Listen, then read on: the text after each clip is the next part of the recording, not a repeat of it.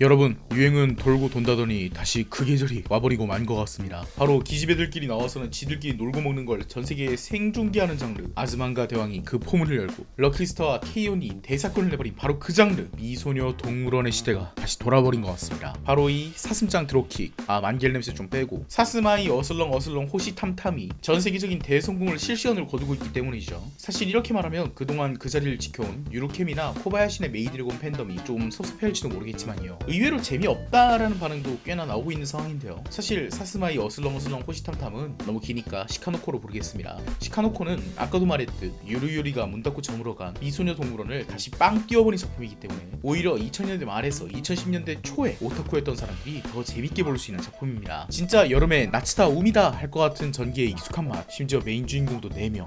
어가초스메. 게다가 개그는 조금 더 옛날로 돌아갔습니다. 요즘 오타쿠들은 잘 모르는 표현이지만 우리 때는 니코동에서 시카노코 같은 개그를 슈르 장르라고 불렀거든요. 멋지다 마사루, 삐리리 불어봐 제규어, 개그만 해보기 좋은 날, 일상 같은 한 20년 전 개그가 다시 부활하고 있습니다. 사실 일상은 그때도 슈르 개그의 유행이 거의 죽어가던데 방영된 작품이라서 니코동 틀니들 외에는 그다지 인기가 없었지만요. 예시로 이해하신 분들도 있겠지만 슈르란 일본의 전형적인 부조리 개그로 만담이 익숙한 일본의 개그물 속에서 기상천외한 말을 하는 캐릭터 보케와 그것에 태클을 걸어주는 캐릭터 츠코미, 이 전형적인 구도 속에서 츠코미 캐릭터를 빼버리는 동시에 보케의 행동과 사고를 거의 우주 저 끝까지 날려버리는 방법으로, 예를 들어서 시카노코에서는 고전적인 만담 스타일의 개그, 노코가 뿔로 문을 깨고 들어올 때는 코시가 거기에 츠코미를 달아주지만 시도 때도 없이 계속 실사 사슴이 나오거나 세계관 속에서 노코가 너무 자연스럽게 사슴과 비슷하게 취급이 되거나 하는 것엔 딱히 츠코미를 걸지 않으면서 보는 사람 스스로가 아니 거기서 츠코미를 걸어야지 라는 생각이 들게 만드는 부조리 개그를 보통 슈르라고 표현합니다. 근데 사실 슈르기를 더 잘 즐기는 방법은 츠코미를 하나하나 내가 스스로 넣어가는 것보다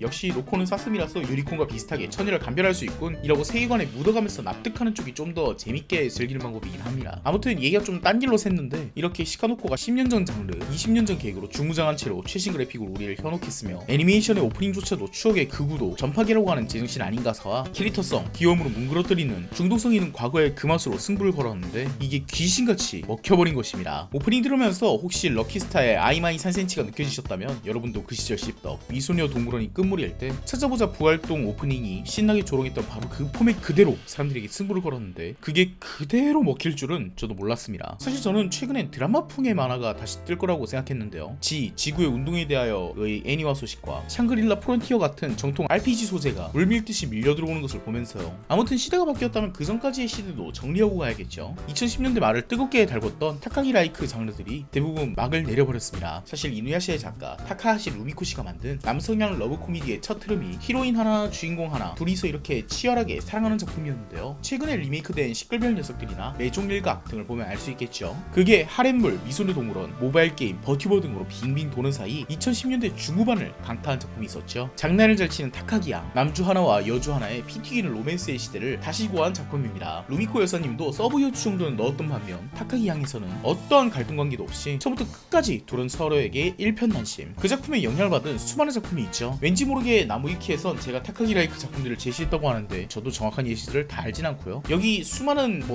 무슨 양들이 있습니다. 우자키양, 나가토로양, 안조양 등등 민족의 위키, 나무위키 참조해주시고요. 2010년대 중후반에 미친듯이 생겨난 타카기 라이크 작품들이 몽땅 2020년대 초를 버티지 못하고 전부 완결을 맞이하고 말았습니다. 의외로 새로 진입하는 작품도 없는 상황. 오히려 2019년 작품 공주님 고문의 시간입니다 같이 사랑의 기조차 없는 치유물이 유행하기 시작한 것을 생각해보면 사람들의 관심이 다시 사랑이 아닌 치유 쪽으로 향하게 되었다는 시각을 가질 수도 있겠습니다. 이런 흐름은 한국 문학에 역시 빠르게 캐치해야 되는 부분인데요. 왜냐하면 한국의 사회구조가 일본의 사회구조를 빠르게 닮아갔기 때문에 유행하는 흐름도 따라갈 확률이 높기 때문이죠. 가령 일본에서 정의, 선, 악 이런 것을 논하던 시절에는 데스노트, 도쿄굴, 리갈 하이 이런 것처럼 2000년대 중반에서 2010년대 초까지였습니다. 공통점은 고전적인 선과 악의 대결이 아닌 결함 있는 존재들이 정의를 다툰 작품들이었죠. 그 시대의 일본은 정의가 무엇인가에 대해서, 옳음이 무엇인가에 대해서 논해야만 하는 사회 경제 구조를 가지고 있었던 것입니다. 한국에서는 2010년대 중후반이 그런 시기였죠. 서구에서는 인권이라는 의제가 밀려들어오고 대중문화에서는 올바름이라는 아이디어가 작품에 마구마구 반영되기 시작했습니다. 그 과정에서 지친 자들을 문학은 빠르게 흡수하여 2010년대 말에는 이런 류의 에세이, 세상은 다 씹새끼들이지만 너와는 소중해 류의 자의식 부둥부둥의 시대도 왔었죠. 특히 한국은 일본보다 정치에 대한 관심이 좀 더 높아서 고전적인 선악구도가 좀 더 잘 먹히기도 했고요. 그런 면에서 2010년대 말부터 2020년대 초까지의 일본 작품들은 그야말로 초식게임이라, 이것도 제가 그냥 갖다 붙인 말이지만 초식계란 등장인물 중에 아무 아무도 나쁜 사람이 없는 작품이죠. 물론 서로서로 전부 나름의 못난 부분도 있는 작품이지만 그 전 시대의 정의 따위의 가치보다는 약해 보였던 사람들도 얼마나 많은 사연을 갖고 있는지 전부 시덥지 않아도 괜찮은 사람들이라는 듯한 작품군이죠. 올바른 내가 세상에 저항한다 라는 풍의 헤게모니 싸움의 작품들의 시대는 물러가고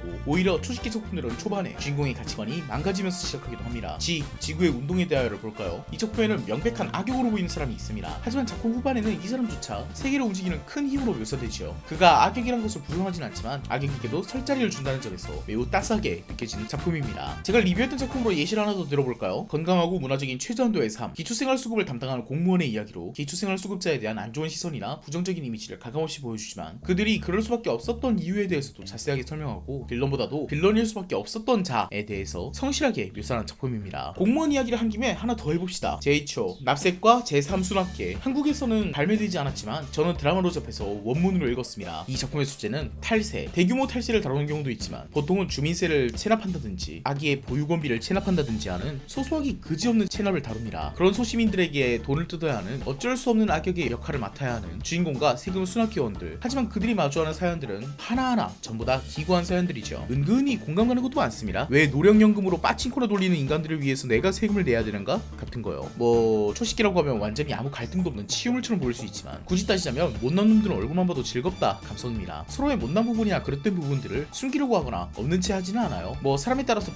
변명한다로까지는 보일 수 있을 거라고 생각합니다만 일본 작품에서 느껴지는 흐름은 이제 그들은 우리 이웃을 악으로 보고 싸우는 것에 대해서 염증을 느끼는 것으로 보입니다. 누가 정의이고 누가 악이니까 누군가가 누군가를 토벌하고 계도해야 된다. 이 지치는 레이스의 종말처럼 느껴지죠. 비평지 플레인지의 편집장 우노 츠네이로 평론가는 2010년대에 이렇게 말했습니다. 한동안 개인이 쉽지 않은 오타쿠들이 뭐 예시로 신세기 에반게리온 등이 있죠. 스티브 잡스의 신화라든지 SNS 등의 발달로 인해서 다시 세계와 거대 서사에 심취하면서 헤게모니 싸움에 참여하는 매체를 즐긴다고 그 당시에 평론한 바가 있는데요. 그의 평론을 쭉 이어보자면 현재의 젊은이들은 다시 그 거대 서사와 헤게모니 싸움의 거친 전경에 피로감과 우울이 쌓인 듯 보입니다. 코레다 히로카즈의 괴물 역시 엄청난 악의는 보이지 않고 처음에는 괴물처럼 보였던 아이들이 사실은 다 사연이 있었음을 보여주고 있고요. 그 직전에 어떤 가족도 비슷한 풍이죠. 절대 사회 구성원으로 보이지 않는 이상한 가족. 사실 가족조차 아닌 이 존재들이 어째서 가족보다 더 가족스러운지를 보여주죠. 2010년대 말부터 지금까지 일본의 드라마, 애니메이션, 만화 등등 모든 작품들의 흐름이 치유 혹은 이해, 배려 등을 중심으로 하고 있고 나쁘게 보면 거대 서사에 대한 무관심, 사회적 현안에 대한 비관, 가치관 싸움으로 인한 피로 등을 극력 피로하고 있는 것이죠. 이런 면에서 한국에서도 조만간 이런 흐름이 유행하지는 않을까 생각합니다. 물론 한국에서는 아직까지 열심히 선악에 대한 토의에 집중하고 있죠. 문단에서는 도덕, 윤리에 대해서 논하고 있고 미디어 예술에서는 올바른 따위를 얘기하고 있어요. 하지만 2018, 2019년쯤에 그 시절에 비하면 지금 그 강도가 확 내려온 것이 피부로 와닿을 정도로 체감됩니다. 역사는 어차피 진동함수니까 우리는 일본 기준 2010년대 초, 한국 기준으로는 2010년대 말에 극한의 거대 서사 전성시대에 살았다가 다시 점점 미시 서사로 내려가고 있는 것을 경험하고 있는 걸지도 모르죠. 한국에서도 점점 공동체적이거나 이해를 중심으로 한 작품 혹은 순수 서정이 유행하게 될 것으로 보입니다. 정의, 선, 악 따위를 거의 10년간 진리도록 노려왔잖아요. 우리는 그와 동시에 매체들의 유행도 역행. 타카기 라이크의 시대가 끝나며 러브 코미디의 주체는 다시 일상물로 치유물로 이동하는 모양새고요. 이러면 조만간 다시 자의식이 올라오면서 시리어스에선 신세기 에반게리온 같은 세카이기가 다시 떠오르거나 러브 코미디에선 하렘의 시대가 다시 생겨날지도 모를 일이겠네요. 그렇다면 지금 노려야 할 것은 마법소녀 티올지도 몰라요. 마법소녀 마도카 마기카가 세카이기 문을 닫고 사라졌으니 일상계의 다음에는 다시 치유물인 척했다가 뒤통수 때리는 마법소녀물로 떠오를지도. 조만간 이런 작품 생기면 제가 필명 바꿔서 낸 줄 아십시오. 오늘 리뷰 여기까지였습니다. 시카노코노코노코 코시탄탄 끝까지 봐주셔서 감사합니다.